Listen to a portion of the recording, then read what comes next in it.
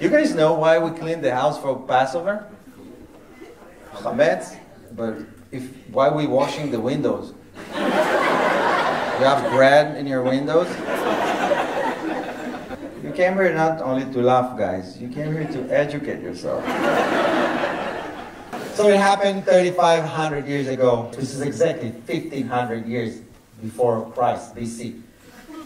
It's also 2,100 years BI before Islam, which is exactly 3,400 years BB. Before Palestine, the Pharaoh noticed that we are too many people. Even when we were slaves, the population grew more than what they expected. He decided that all the babies that born men, like baby boys, to send them to the Nile. Not kill them, but if they can swim. Yohay decided to build a little basket and not killing her son, and she put him in the basket and put him in the river, the Nile, and Pharaoh's daughter found him. And she found him, she took him. The same week, she lost her baby. She even named him Moshe. Weird, because she wasn't Jewish, and Moshe is the most Jewish name ever. She never admitted that she found him in the river. That's why we call it Nile, because she was in the Nile. Moses grew up in the palace as a prince, and he got all the advantages, fruits, and the advantages of back in the day. No Wi-Fi or something, but lots of fruits and those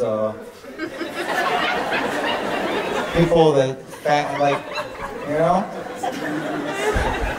You know these guys, that's what they do for a living. I'm your biggest fan.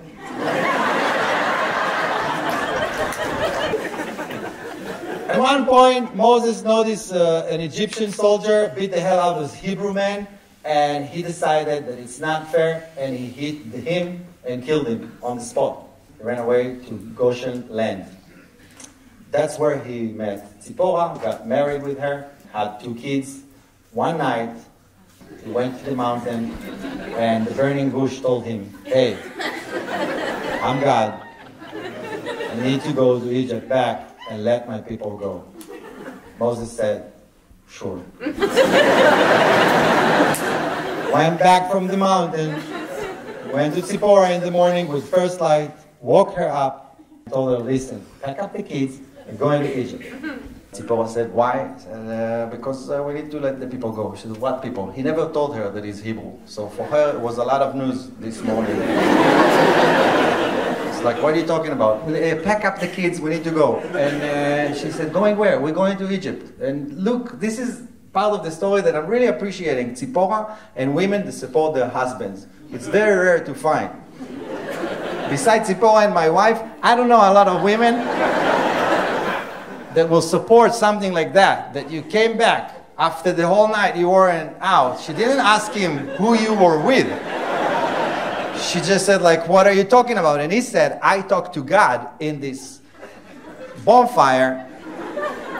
We're taking the kids, I'm gonna walk 3 months to Egypt, and we're gonna set the people free that you never heard about before."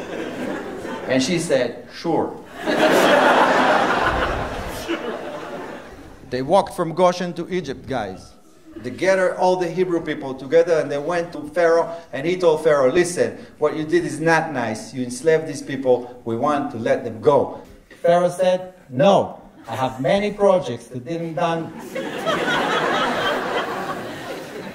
I need my manpower." Moses, "Projects like what?" And Pharaoh goes, "You know, I am working now on a huge statue with the head of a bird." And Moses told him, "You have plenty of those."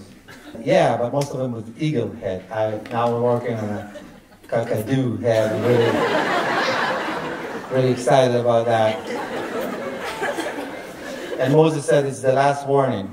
I'm going to show you now my power, and after that, you're going to let my people go." He took the stick and turned it to a snake. This is very impressive, guys.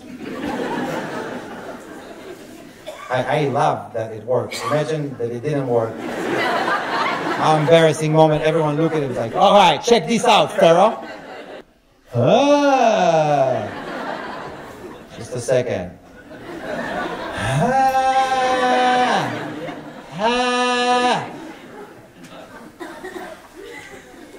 Okay, guys, back to work. And for those of you guys that are over 40 years old, you know that it's not impressive that a stick turns to a snake. Those of you that their fertility,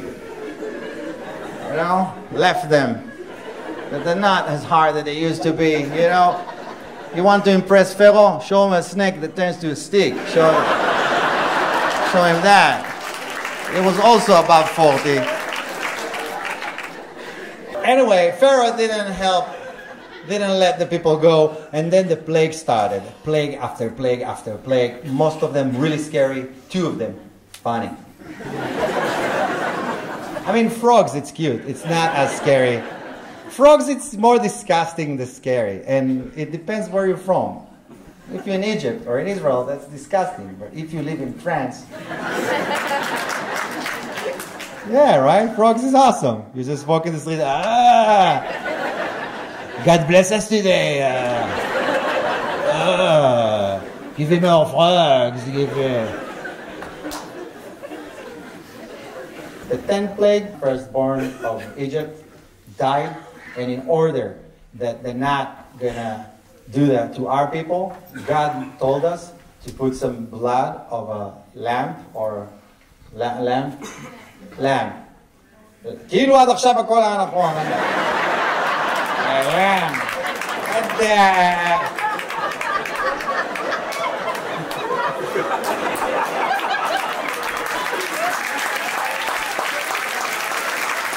Lamb blood on the door frame, and that way God will know that this door is Hebrew, and He will pass over those house, which is amazing because God knew exactly who's the firstborn easily. No need to tell Him anything. But with the houses, He needed our help. It's like, guys, I have enough work here.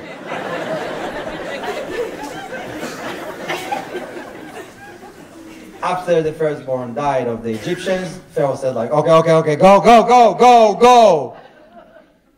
And a second after we go, he started to chase us. Come on, come back. He's a psychopath. He's a crazy ex.